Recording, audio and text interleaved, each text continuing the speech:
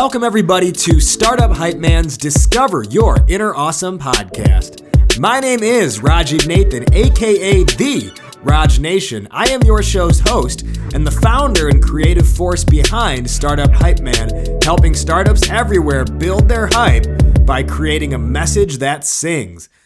This is Discover Your Inner Awesome, the only show where you get to eavesdrop on conversations with entrepreneurs, artists, and musicians about the stories, the journeys, the struggles, but most importantly, the questions. The questions that help creative thinkers like you and I better understand who we are, what we're doing, and how we can do it better. It's about the mindset, processes, and strategies to help you build a badass company.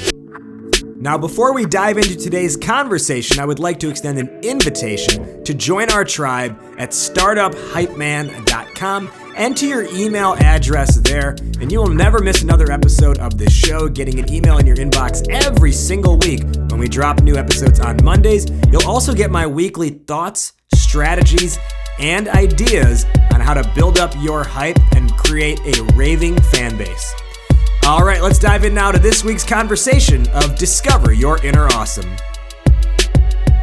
Welcome, everybody. Today on the show, we have hip-hop artist who actually goes by a different title, but of Hip Hop Chaplain. Yeah. His name is Sir the Baptist. Sir, welcome to the show. Thank you for having me. I appreciate it. I'm very excited to talk to you, especially because it's rare that the person I'm going to talk to, I'm listening to their album on the way to go see them. So I have all your whole most recent album stuck in my head right now. And I'm excited to talk more about that. But our topic today specifically is how do you balance marketing against propaganda? I think this is something that entrepreneurs really need to be mindful of and considerate of. But when I asked you, why is this on your mind? You had a pretty interesting response. So can you let our listeners know why this topic is on your mind? You know what? I have it from multiple angles. Musically, I feel like a lot of conscious rap isn't necessarily conscious. It's propaganda. Conscious rap makes us consciously aware of the answers instead of just the problem. So to move forward in hip hop, I think we would have to redefine what conscious rap is and how to, be the answers instead of just propaganda, the problem. Because there's a lot of problems, specifically in my community, but we have to deal with them differently. On the marketing angle, working at Leo Burnett, it was a moment where I had to either walk out of the room or stay in there and be a part of the propaganda. It was a project I was working on, twisted bop it thing. Yeah. And the project manager at that point said, "Hey, listen, we need something sexual. Something to play off the kids' sexuality." And I understood the concept of marketing, but I also knew that propaganda and what it would do. See, the difference is one considers the community and considers the consumer. The other plays off the consumer's addiction to negativity. That's a really interesting and poignant, I don't know about revelation, but just a point that you made there. So we'll dive way more into it. That's a fantastic precursor. So everyone listening, stay tuned. We'll be talking more about that.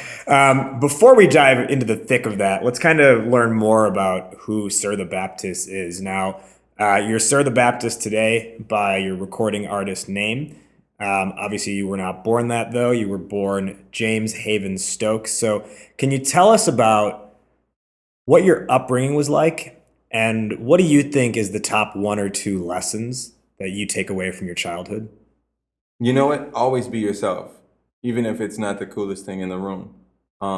Cool has its place. Everything has its time, but honesty and being the best person you can be is timeless. And your contribution to the world. So knowing who you are and being that in the room. My dad taught me that. And my mom would teach me that every life matter.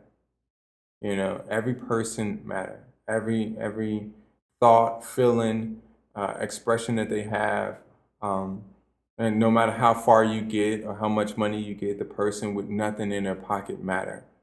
So my mom's a missionary to this day, and I take her on tour as mission trips. And this is the second thing I learned. Now, let's kind of dive into, I guess, the missionary angle a little bit more. So your music now it's very focused on like spirituality, Yeah. and not from a like condescending viewpoint, which I think it could be easily, someone can take, like spiritual music to that degree pretty easily. Yeah. Yours is really, I would say, more in like an uplifting sense. But I guess, where did that notion start from? Is it, your mom is putting the Bible in front of you as a kid? Is it a different route? How does spirituality become a role in your life? You know what? I was born into spirituality as a business first. So the business side of spirituality, I was learning very young. My dad was a pastor, mom missionary, and I was running the junior church. So I understood what it was like to organize humans, one, two, to understand humans and how they connect to spirituality, three, how to raise funds and money as a spiritual organization. Very early, I'm talking 9 or 10 years old, over 300 kids. So in the beginning, I learned what I didn't or did like about the culture I was born into, and wanted to make the change. So that's why I made it spiritual, because I understood that spirituality leads us whether we want to or not. Even someone that denounces God or spirituality has to have something to denounce. So it's always there, and it's inescapable wherever you are in the world.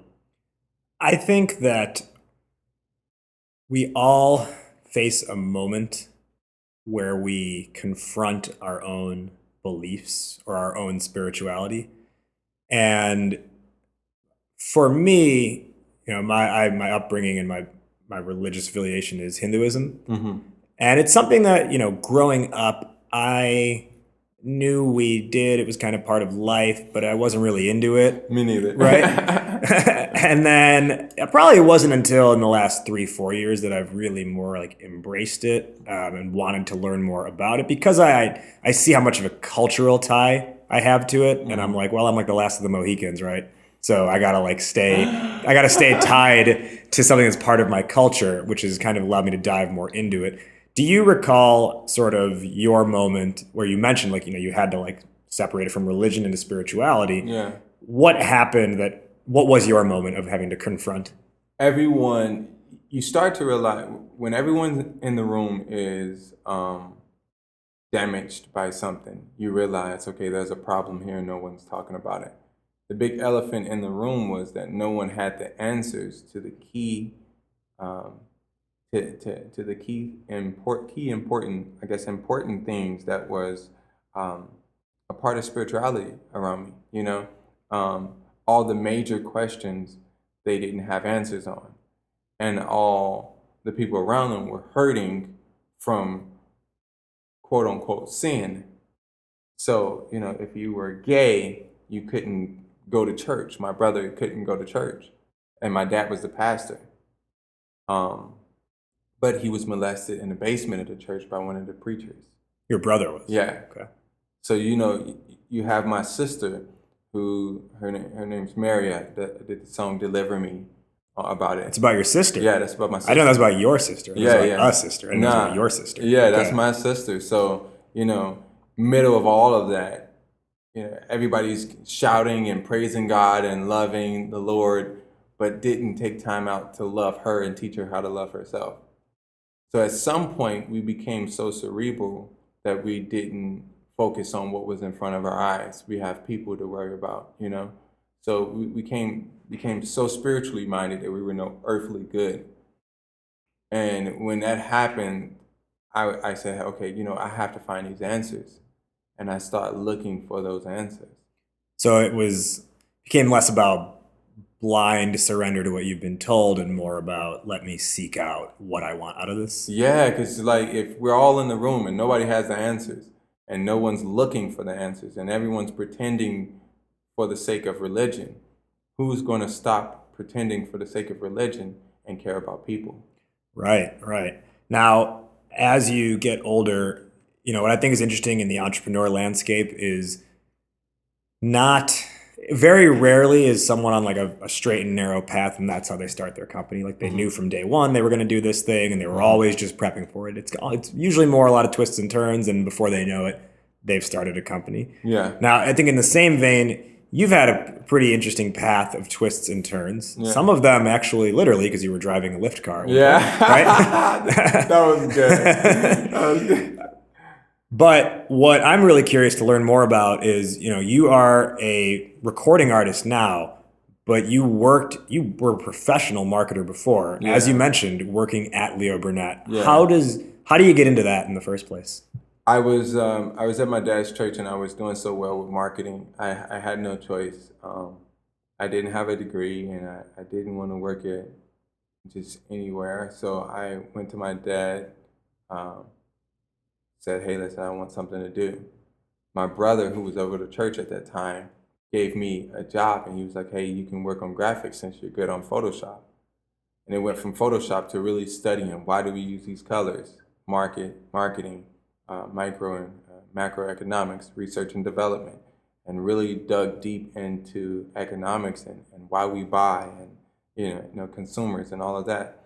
And I continually worked on it, and I started landing opportunity and brand partnerships between my dad's non-for-profit and Morton Salt, Walgreens, McDonald's. So then I had a friend of my brother's come to the church and say, hey, listen, I want you to come out. You're going to go grab some McDonald's. You're going to go to McDonald's. Thought we was just grabbing McDonald's. We grabbed McDonald's at this McDonald's meeting. And sitting there was Marlena Lazar and Ira Antelis. And at the point, Marlena Lazar was the head of international marketing for McDonald's. And Leo Burnett had the gig. It was to turn McDonald's music into an actual hybrid, like an actual music company, part music and part marketing. So they would use the music in the commercials, but they would own the music to distribute as well. It gets into quite a few things, because then that turned into another deal we did with Candy Carter for McDonald's TV, all the TVs that were in McDonald's. So at this point, a sweaty kid that was just playing basketball outside of my dad's church was sitting at a table, and everyone was two times older than I am. And How old were you at the time? Oh, I was probably 20, 21, if that. Okay. And at that point, I said, okay, you know what?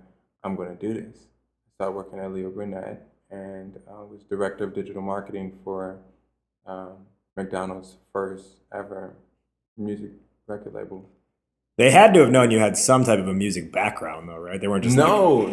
They were. my brother's friend did. He knew I was in a choir at some point, but they had no idea that I was really going to do that. They were just focused on the fact that I had the capability of taking visuals and putting concept and marketing behind them. Okay. On the music side, when did you get into listening to hip hop music?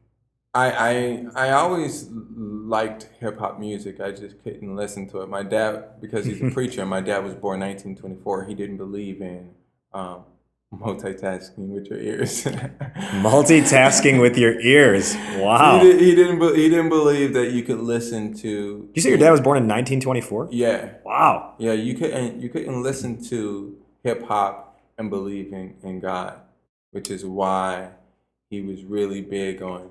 Do you want to go to hell like Michael Jackson and all of this? My dad was really old fashioned and just didn't believe in it. I was always in love with it though. Me and my brother would sneak and listen to Nelly. And being in the church, growing up in the hood, the church really wasn't like What soundproof. neighborhood were you in? Bronzeville. Yeah.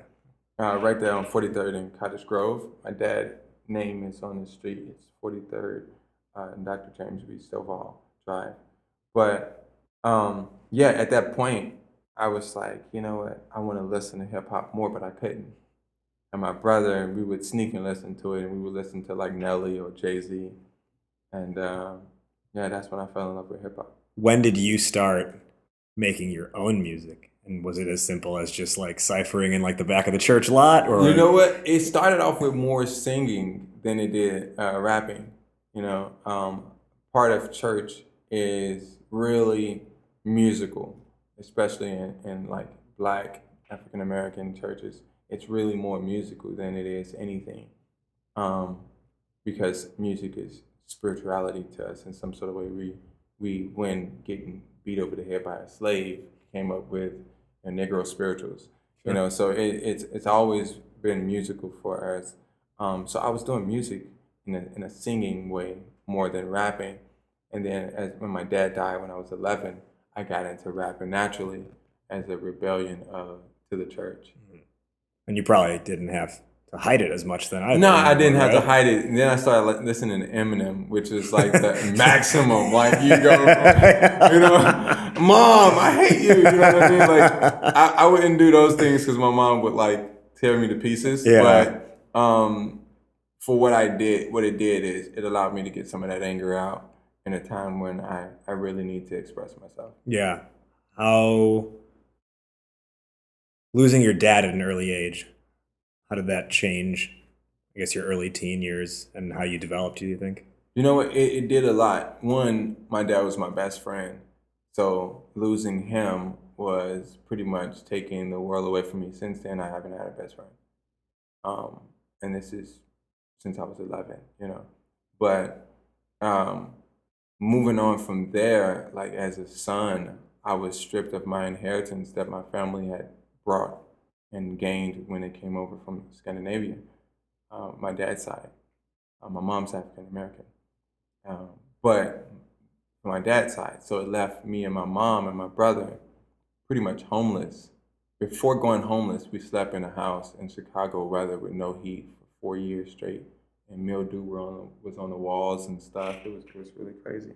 This was in Brownsville? No, this was in the south side of Chicago, like the hundreds. It was 120th and Low. Okay. Yeah. So you've had quite a bit of, you've had some pretty significant life experiences. Yeah. And that's all by the time you're like 14 years old. Yeah, right? yeah. So I get in high school, it only, it got more complex. You know, my brothers were all into drugs and gang banging, and I couldn't do that. I wasn't going to do it. I used to get shot at for wearing hand-me-downs. You know how your brother, you know, passed something down. Sure. You know what I mean? But I couldn't do that. Do you mean literally shot at? Yeah, I literally got shot at because they thought I was my brother. But I had on his full outfit, and you know, when you come from less, you have to like share. Right.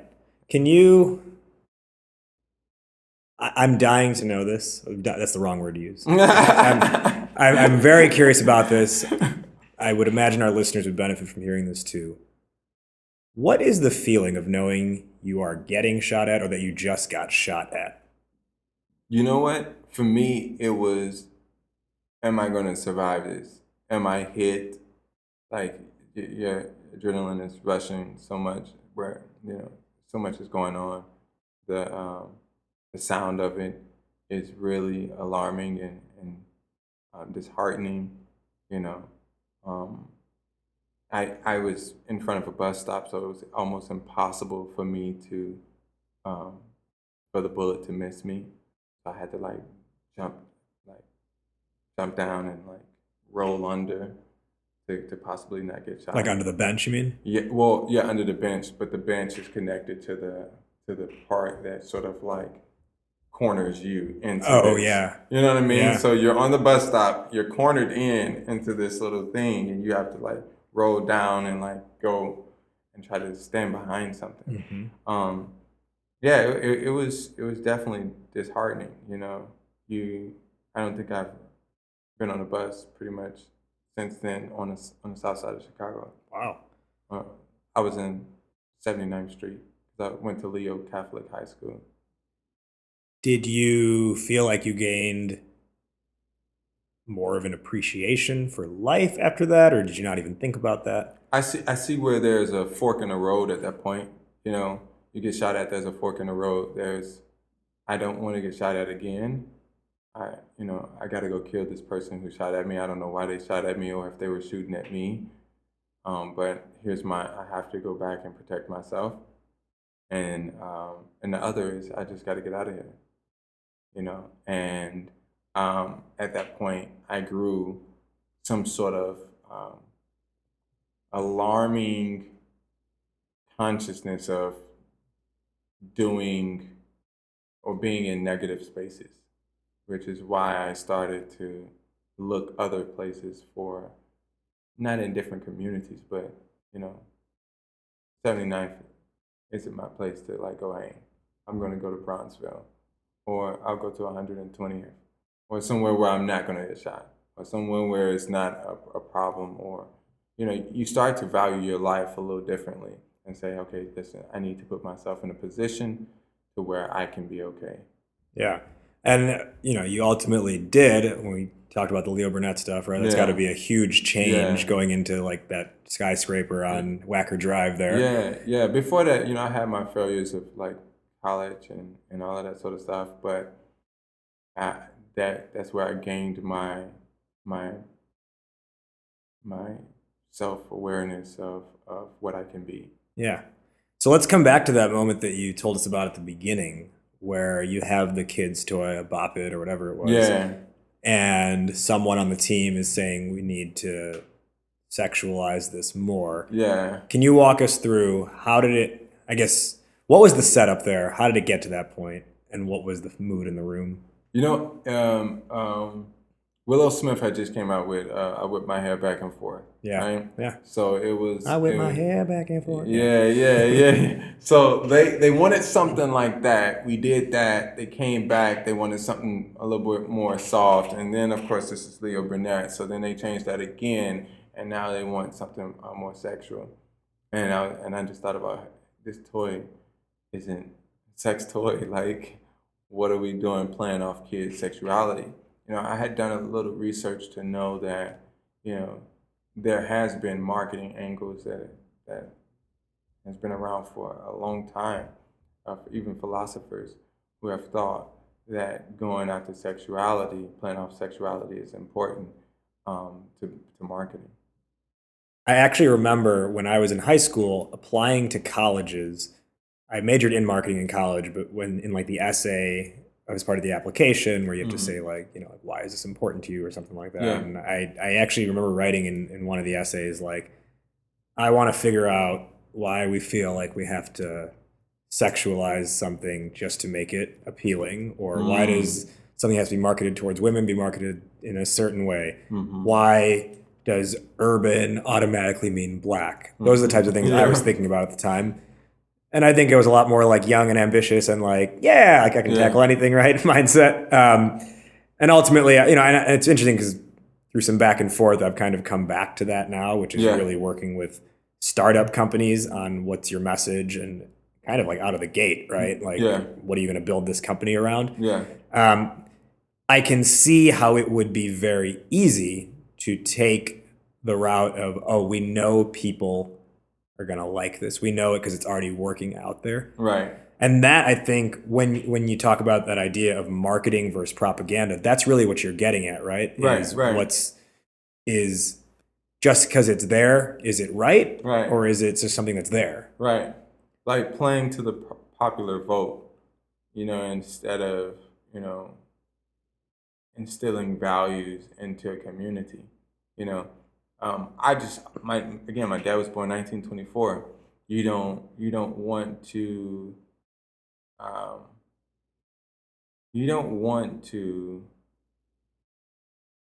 have unhealthy customers. So it worries me, when a record label says, okay, you know what, do this or work with this artist because it's popular. We need the numbers. Don't mind the the morality behind it or the values or the principles or how a little kid is going to try to do the same thing he's doing, or this is the new drug, you know. It bothers me. It always has, and I've always wanted to change it.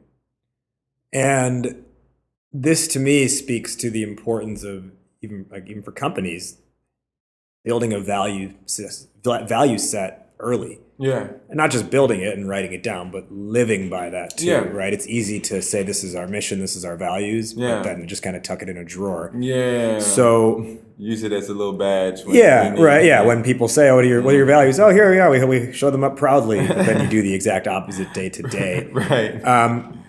What do you feel is an effective way to not just say that they're your values, but actually live them? You know what?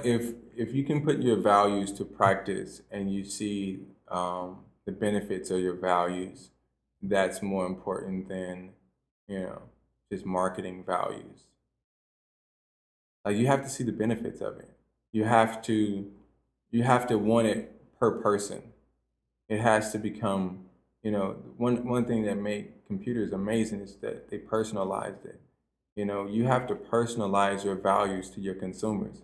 And that's when it becomes not a marketing tactic to micro or macro, but it becomes a moment of individualizing an experience and knowing that it's going to either better or worsen someone's life. Yeah. Now that, this whole idea is balancing marketing against propaganda. So we have what you just said there, and that is balanced against what you said earlier, which is it's easy to go with the popular vote. Right. However, sort of the whole point of marketing is, the whole point of marketing is to find what the people like and play to that. So how do you do this and not go so far in the other direction that you're like, well, we just wasted thousands of dollars because we said, well, we have to do it differently, when there were some answers that were right in front of us because the market research said the market wants this. Right. Well, when I do research and marketing research, I do it based on what I would like to see in the market and how I would want it to go. Like one of my biggest things with companies these days is that we don't have many innovators anymore. We build on top of platforms because we're so nervous. I built my company off of Instagram. I built my company, or I just built a new phone.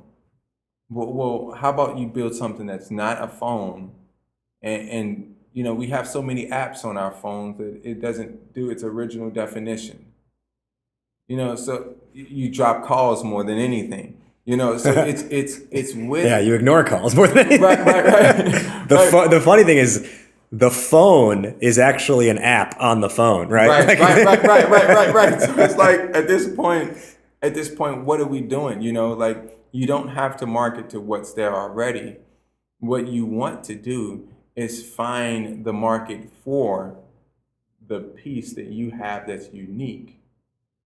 We're retrofitting our dreams into what society says it is marketable. What we have to do is start seeing the problems of society so we can have more longevity. So if you're just doing marketing because you see that this is popular, then you've missed out on what isn't popular that could have made you more popular for doing this different thing. Right. You see what I'm saying? Like what are we doing here? Are we all just following them online, or are we trying to change the world? Are we trying to advance? Like I read a meme that I think it was yesterday. Said we were supposed to have flying cars by now. All we got is 6ix9ine.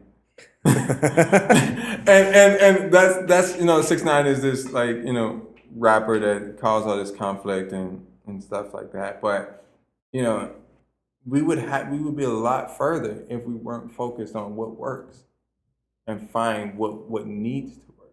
Yeah. You said a few things here that I'm really vibing with, starting with what would I like to see in the market? Where would I like it to go? Right. Now that is very powerful. because we often look at the opposite of that, which is what will the market allow me to do? Yeah. Which is not, as you said, it's not being innovative. Yeah. And that idea of building on others' platforms is very true, right? Like Yeah. there's a million Instagram influencers. Yeah. I literally was thinking about this the other day because for Startup Hype Man, I post a lot of content on LinkedIn actually. And I was like, isn't it amazing that they built this thing that is allowing other businesses to succeed on what they've built? And there are whole industries that have been created out of it, companies that have been created out of it, right? Like there are companies that the service they provide is generating leads using LinkedIn. Yeah. Right. And if LinkedIn doesn't exist, that company probably doesn't exist. Right. Something I remember hearing someone say a long time ago, I don't even remember who said it, was what we should focus more on. We should focus less on building companies and more on building industries. Like what Steve Jobs was able to do was create industry. Right. Right. The computing industry is what he created. Personal computing industry is what he created. Yeah. And I think you're right in that we get towards that point by asking, where do I want the market to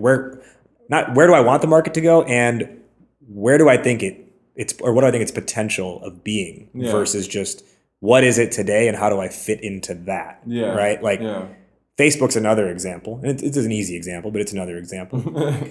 But that's a platform that allows others to build on top of it. Right. But it is the base platform that created industry and created whole new sectors of the economy at that. And so many trillions of dollars of revenue and income is generated because the other companies are able to do business using Facebook. Exactly. So if we use that sort of guiding principle, and it's interesting that you kind of pegged it as we don't have innovators because we're just looking at what has someone else built and how can we build on top of that. If we use that as the guiding principle, what are some ways we can reframe our mindset to think more in the direction of potential versus what exists today? I think one of it is travel. Like travel.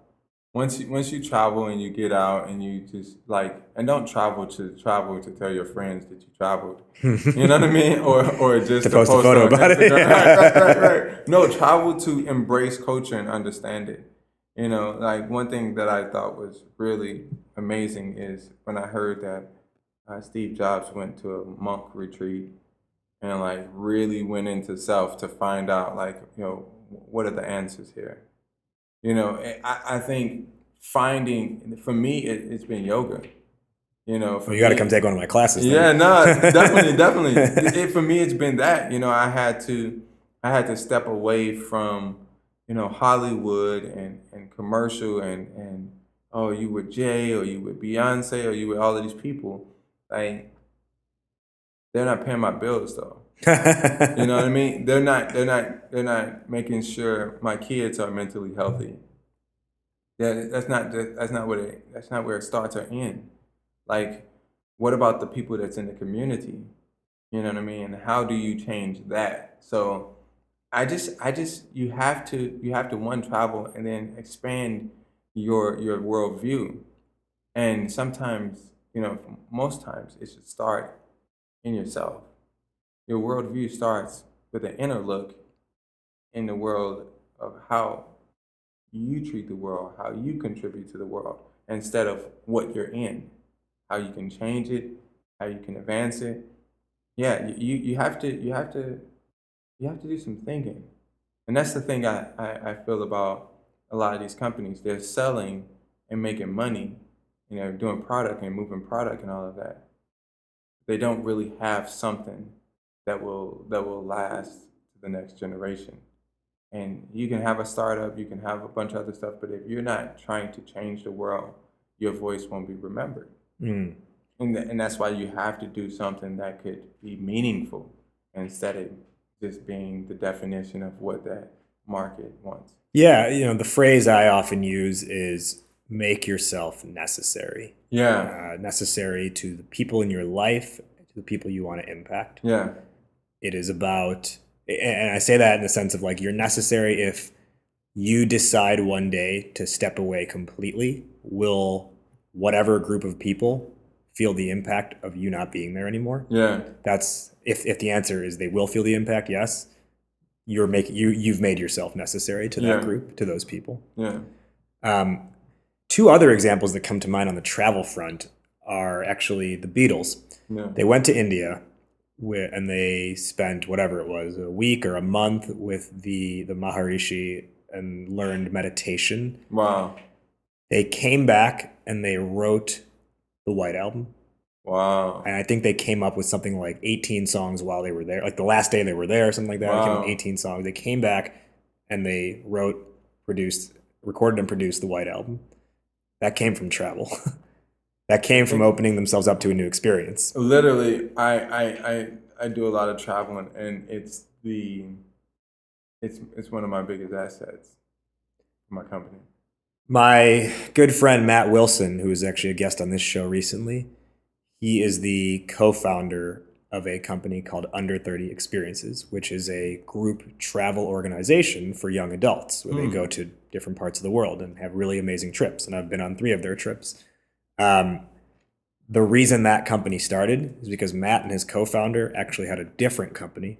Matt didn't really like how he was chained to a desk all day. Mm-hmm. He didn't like how he was feeling. So he decided to go to Iceland. And while in Iceland is when it hit him where he's like, more people, more young adults should be traveling. More people need to experience what I've just experienced here. Yeah. And it's because of travel that he had the breakthrough. And then that's how the company started. And they were just named, they just made the Inc. 5000 list for fastest growing companies. Wow. And they're the #1 fastest growing travel company. Wow. That's amazing. So that like, I like how you say travel helps open you up to new experiences and puts you in that mindset. Another thing you mentioned earlier was that you feel like we're retrofitting our dreams into what society says is marketable.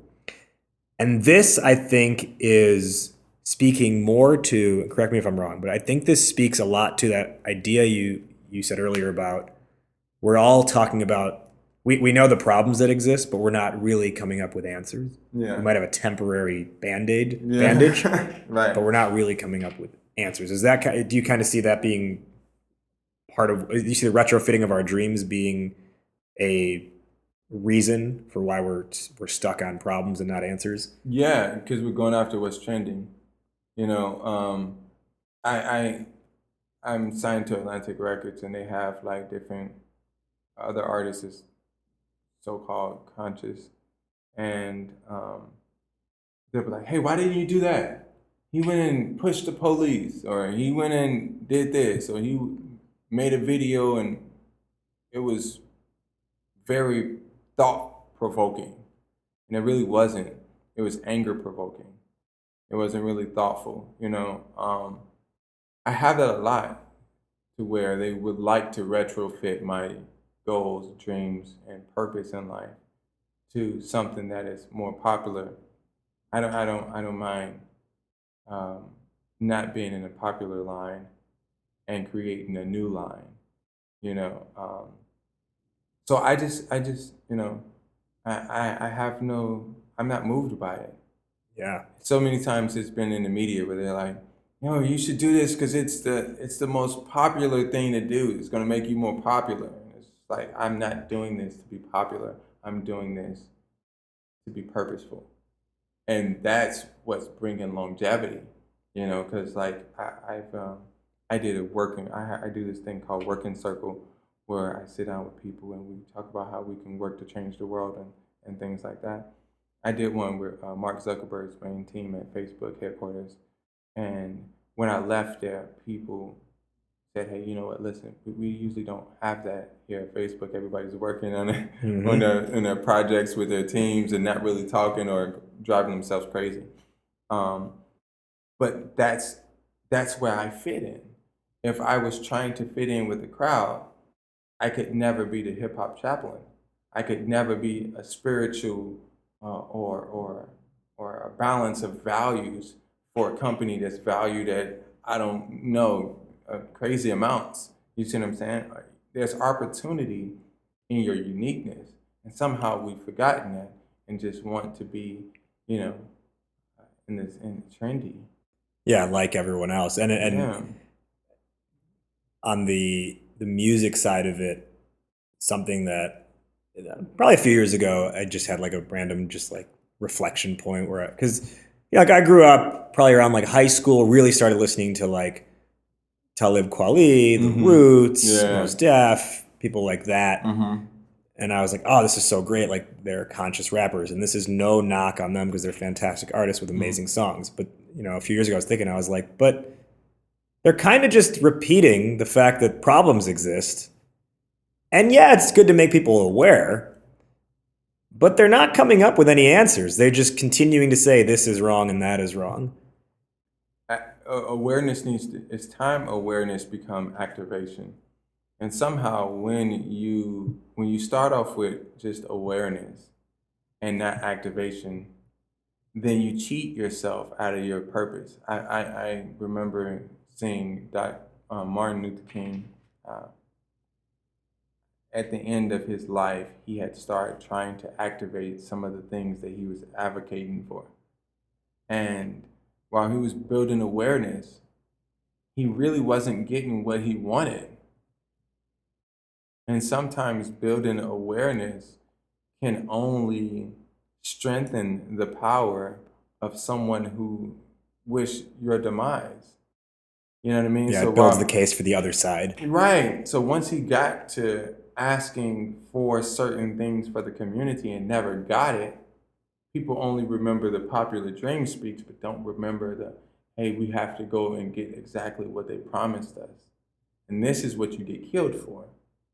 But if you spend your whole life always knowing that you could get killed for changing something, or you could mess up for trying to change something, I would rather that than the other, being popular. And I think that's the angst that he felt at the end of his life. Like, hey, I'm here, I'm about to die, and people threatening me, and I'm just now getting to the answer. I'm just now pushing people for the answer.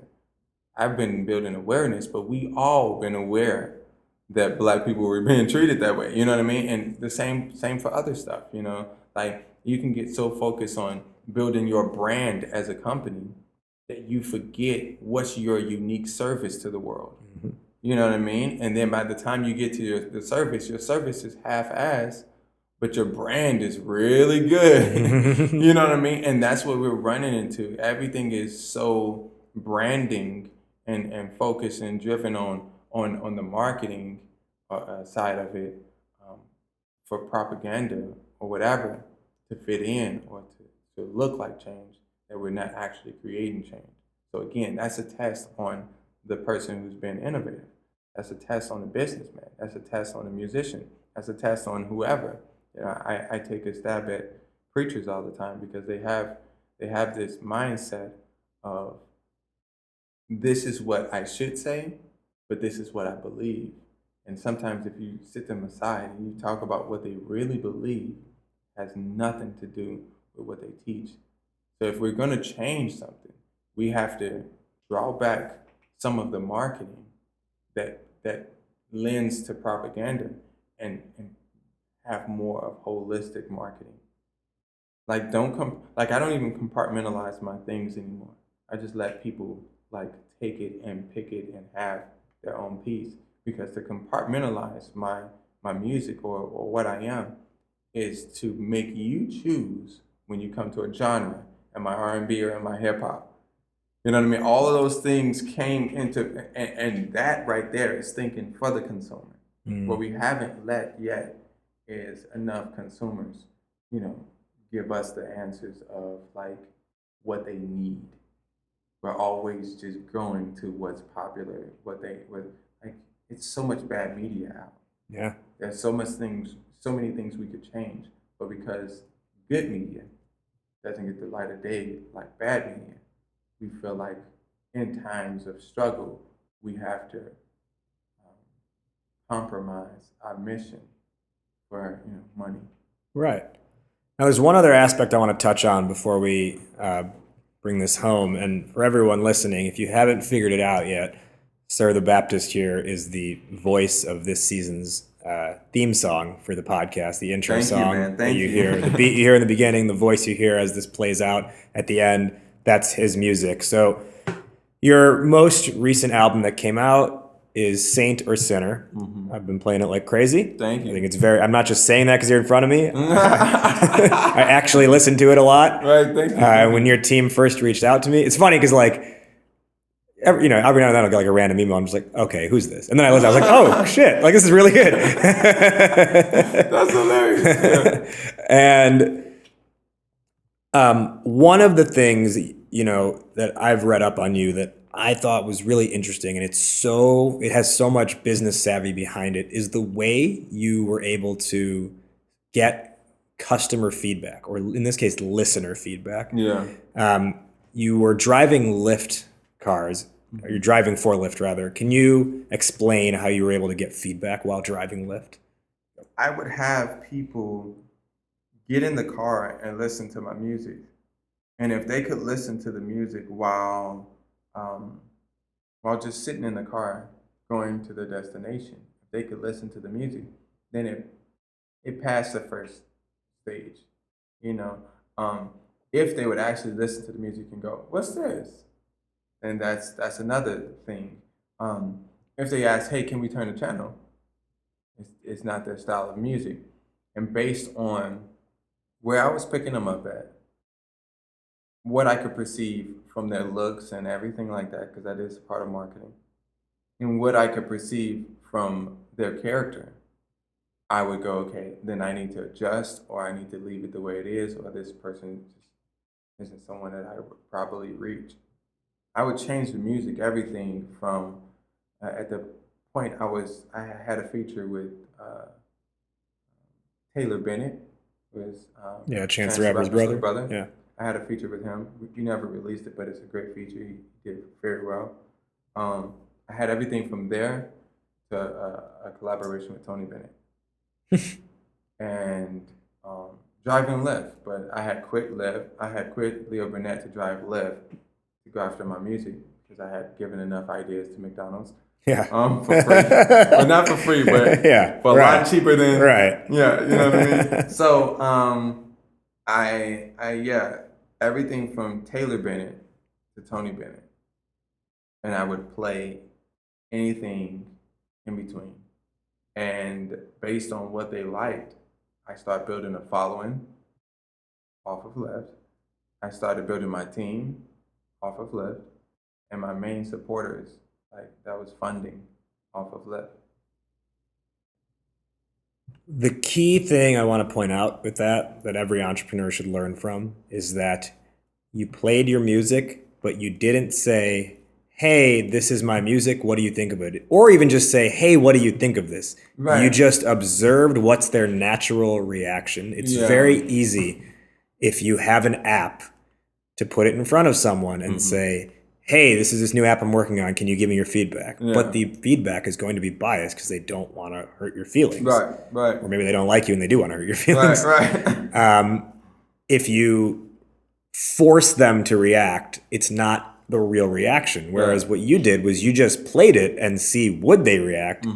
If yes, what does that reaction look like? And then you could start to figure out who's the music for. Now, one other question I have for you is, you said you would look at, okay, this is responding well with this group, so I can make it more like this. Now, how do you compare that against the earlier stuff we talked about, which is you don't want to just retrofit for the market?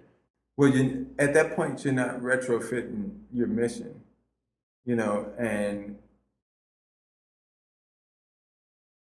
it's a difference between picking your font and picking your mission statement. Your font, even in your font, should be something that is unique to self, right? That's one thing I love about Leo Burnett. The logo is his signature. The font has to be unique to self, which is why I have a new song coming out called Working, and I spent all day going to find pastry chefs that would write on a donut because I needed a specific or original, unique font that comes from a frosting and come from a hand. Like, we went to 5 different places. that draws you closer to your mission. So stay unique in mission, but know how to serve. Like the problem is we become so unique and we've forgotten how to serve. Like my serving them isn't diluting who I am. It's knowing that I can't feed a baby steak. You see what I'm saying? Yeah. So I go, okay, she loves Tony Bennett. She loves the sound of American standards, the American songbook, So I'm going to lend to some of those chords, but give her the same mission so that it ties to, what I see her advancing to or how I see myself enter her life. Now, when I sang a sinner, for example, the album, I left it open, one, because I didn't know who would get it, whether it would be a saint or a sinner, or what they would think of me, am I a saint or a sinner?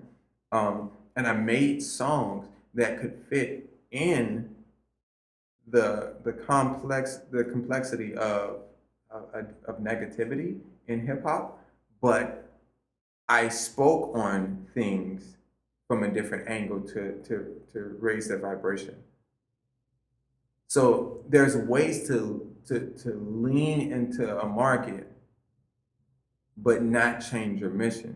There's ways to know how to serve someone, because if they want it on a plate, give it to them on a plate, but also give them something that could blow their mind on a plate.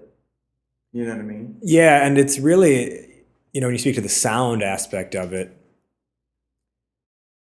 I think what a lot of traditionally conscious rap does is make it ends up sounding very accusatory, which again, you create some awareness, but then you push away the audience who you're trying to ultimately get to see your point. Right. And it's not even. It's sometimes they don't even, like, for example, I'll just say it, like Childish Gambino, "This Is America."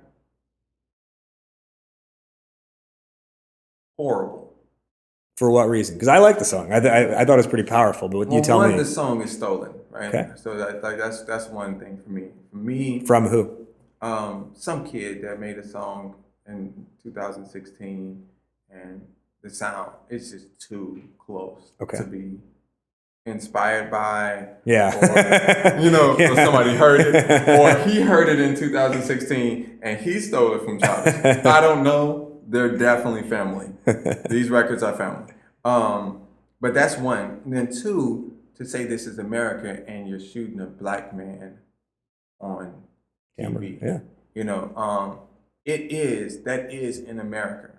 But in order to be conscious music instead of propaganda, you have to give answers.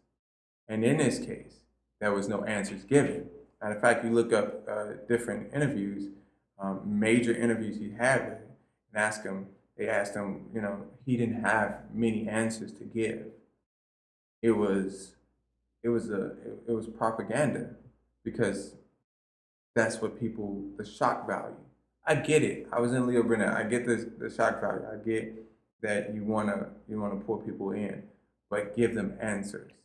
Yeah, and it's funny as you say that. Literally, what I'm thinking of is in the song on your album, "Deliver Me," which is, as I've learned now, is about your sister. You said, yeah, right? And in the first few lines, you say like, she was working in the church and would get was beaten by the deacon, I believe. Who was her husband? Yeah. Okay, who was her husband? You literally have as like an over in the lyrics. You're like, if you know somebody dealing with this, send them a text right now and say I love you. Yeah, absolutely. Yeah, because like. So you've literally provided even like the smallest step someone could take. And you don't have to give them the full thing. You want to give them just a starting point, and then from there it'll continue. Because then when they need it, someone will be, hey, you sent me "I love you" a while back. I just thought about you and just wanted to text you "I love you" back. That right there starts a compassion between. It just starts a relationship. If your marketing only starts a conversation, that only starts anger. If it only like Trump, You know what I mean? It's to me, there's no difference between Trump saying, what else do you have to the black community? And then you shooting a black man on TV as inspiration to the younger kid. That's a really interesting take. And the idea of starting conversations, actually, the president of Pixar, this was a few years back, said company slogans should be thought of as starting points, not as conclusions. Ooh, I like that a lot. I like that a lot. That's so true. Now, the mission of your music is to heal. Can you let our listeners know where they can find your work and where they can learn more about you? You can find me on Spotify, Apple, Tidal, Instagram, Twitter, everywhere as Sir the Baptist, SirThebaptist. Sir the Baptist. I also own SirTheBaptist.com. And I'm usually just either at a festival or playing some venue and on the side just trying to help the community. And I want to just do a really quick rapid fire here about a few different topics we've discussed as well as the album itself. Okay, so just kind of give me your gut response to some of these fill in the blanks. Okay, so fill in the blank. The purpose of music is to heal. Your purpose in life is to, Sir the Baptist purpose. Bring awareness to holistic thinking. Marketing should do what for the community? Advance the community. Entrepreneurs should stay away from?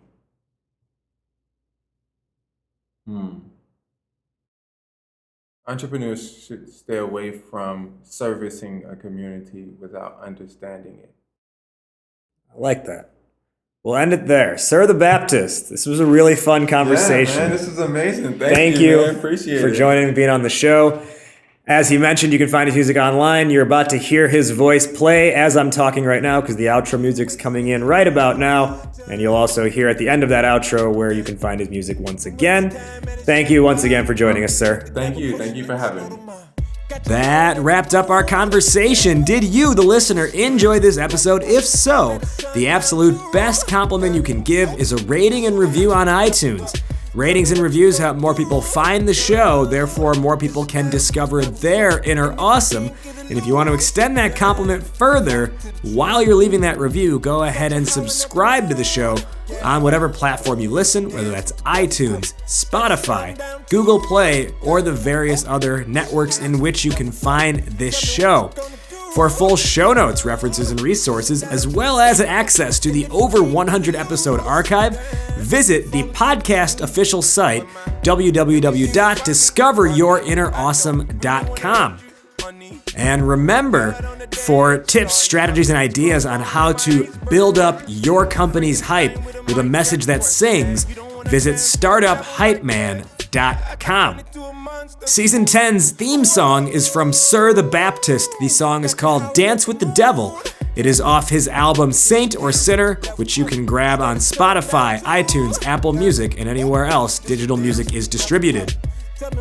That'll tie a bow on this one. Thank you again to this week's guest for joining us. I am Raj Nation. You have been listening to Startup Hype Man's Discover Your Inner Awesome podcast. We will see you next time, but in the meantime, take care and be awesome today. This a dance with the devil, girl. Tell me what you gonna do. This a dance with the devil, girl. And if you can't get it loose, then it's a dance with the devil.